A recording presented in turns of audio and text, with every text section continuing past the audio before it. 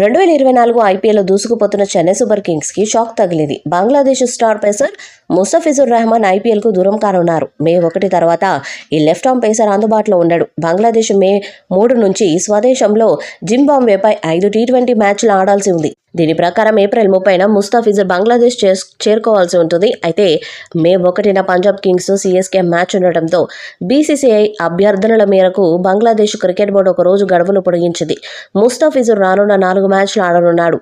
April 19న అలాగే 23న లక్నో సూపర్ జెయింట్స్తో, ఏప్రిల్ 28న సన్ రైజర్స్ హైదరాబాద్తో, మే 1న పంజాబ్ కింగ్స్తో జరిగే మ్యాచ్లకు అందుబాటులో ఉంటాడు. జింబాబ్వే సిరీస్ తర్వాత బంగ్లాదేశ్ యూఎస్ఏతో 3 టీ20లను ఆడాల్సి ఉంది. దీంతో మే 1 తర్వాత జరగబోయే ఐపీఎల్ మ్యాచెస్కు ఈ బంగ్లా పేసర్ దూరం కానున్నారు. ముస్తఫిజుర్కు ఏప్రిల్ 30 వరకు ఐపీఎల్లో ఆడేందుకు సెలవు ఇచ్చాం.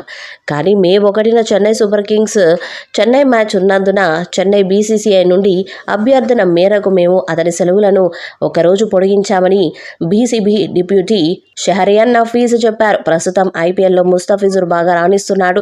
తనదైన మార్కుతో చెన్నై జట్టు విజయాలు కీలక పాత్ర పోషిస్తున్నారు. ఇప్పటివరకు 5 మ్యాచ్లు ఆడిన ఈ బంగ్లా పేసర్ 10 వికెట్లను తన ఖాతాలో వేసుకున్నారు. ఇక ఒక ప్లేయర్ విషయంలో సిఎస్కే ఆందోళన పడుతుంది. ఐపీఎల్ 2024 కోసం జరిగిన వేలంలో మిచెల్ను సిఎస్కే ఏకంగా 14 కోట్ల భారీ ధర పెట్టి కొనుగోలు చేసింది. వన్డే వరల్డ్ కప్ 2023లో విధ్వంసకర ఆటతో డారెల్ మిచెల్ పరుగుల వరద పారించడంతో అతనిపై చెన్నై భారీ ఆశలు పెట్టుకుంది. కానీ ఈ సీజన్లో డారెల్ మిచెల్ వరుసగా 22, 24, 34, 13, 25, 17 పరుగులు మాత్రమే చేసి దారుణంగా విఫలమవుతున్నాడు. కానీ ధోని ఫామ్లో ఉండటం సిఎస్కే ఫ్యాన్స్కి ఆనందం కలిగిస్తుంది. ముంబైతో జరిగిన మ్యాచ్లో ఆడింది 4 బంతులు అయినా విధ్వంసాన్ని క్రియేట్ చేశాడు.